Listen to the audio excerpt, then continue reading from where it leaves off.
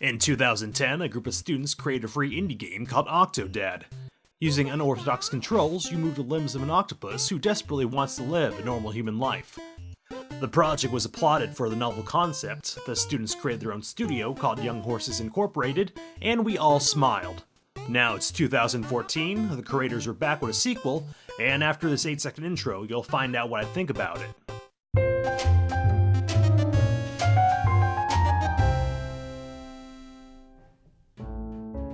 Octodad, Dadliest sketch, starts like any normal day in the life of a cephalopod family man. After getting daily chores out of the way, your family goes to a local aquarium, which is pretty much a living hell for our protagonist. Things get serious at this point, as you'll have to fix your relationship with your family while keeping your secret identity secure. Despite the initial premise, there's actually something of a plot at work here that builds up as you progress through the game. Are you an old friend of my husband's? What can you tell me about him? Everything! The first 2/3 of the game have you scrambling your appendages to handle what are normally typical tasks, from making coffee to mowing the lawn, and even the struggles of getting pizza. This is where Octodad shines, as the absurdity of the journey to venture across a map is as entertaining as reaching the destination. While the initial difficulty curve from just moving around will be daunting at first, with multiple and changeable control options, you'll be sure to figure out something after a few minutes of goofing off. Besides completing the main quests in your order of choice, each area is littered with hidden ties to find and diversions and environments to mess around with. For many of the objectives, there are a variety of ways to achieve your goals. You can risk being suspicious and skip to the front of the line to get a ticket to an aquarium, or you can wait patiently for each attendee to pass by while navigating a delicate rope maze. One entire section has you attempting to win prizes for your wife, with multiple arcade games to try out, and you can totally cheat if you want. The world is your oyster, for lack of a better fish-themed joke. However, the last third of the game starts moving from quirky and charming to something a bit more frustrating. Instead of doing menial tasks, you have to start doing more pressing feats like sneaking around. While it makes sense for a plot that things will escalate, it's not nearly as entertaining as the rest of the game was. Dadliest catch is not without a fair share of bugs either, that warp Octodad around, get you stuck in places you have to reload from, or have flags trigger incorrectly. One bug we ran into prevented us from completing the game if we reloaded from a checkpoint, because one of the NPCs would refuse to give us an item.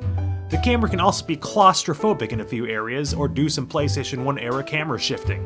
But even with a few flaws, Dadliest catch still shows that Young Horses Incorporated have certainly grown since their first game.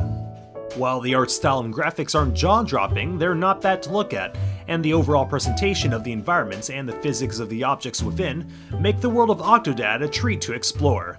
It's also refreshing from a gameplay experience, as you'll always be doing something new instead of repeating rehashed tasks over and over. Another key feature is the inclusion of a Coop Mode, where you can squiggle your way through the entire campaign with up to 4 players, each controlling a limb. Whether you flounder or not will be up to the chums you're with, but the goofiness of this component is sure to entertain those who are not easily frustrated. Something folks should know going in is that Octodad is short, clocking in at a little under 2 hours to go through the entire game if you don't spend time messing around with finding ties or goofing off. The $15 price tag might be steep for some in this regard, but in my experience the game lasted the perfect length, just long enough before the gimmicks present got too annoying in any of these sections.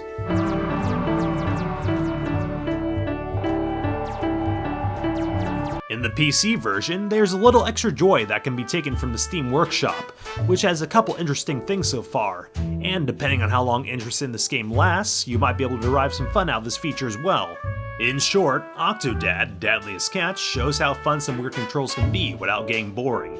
It's a game with a lot of heart despite its budget, and while it's a little rough in some areas, this octopus is pretty solid.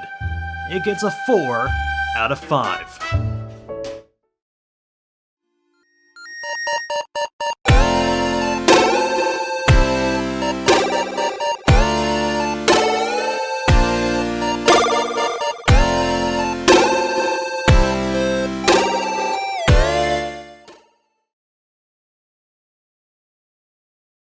Hold on, Dad!